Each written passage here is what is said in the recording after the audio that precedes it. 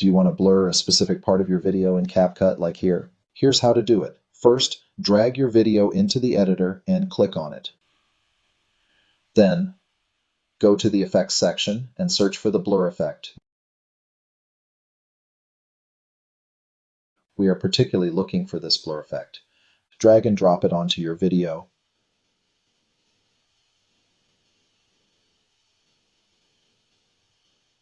And adjust the blur strength to your preference. I'll set it to 42.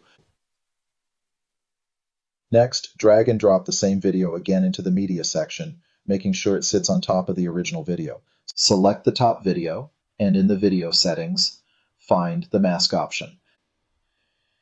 Click to add a mask where you can choose from different shapes or create a custom one. I'm selecting the circle shape and then I'll adjust it to fit the area I want to blur. Scroll down to the mask options and adjust the feather setting to make the blur look more natural. Let's see how it looks.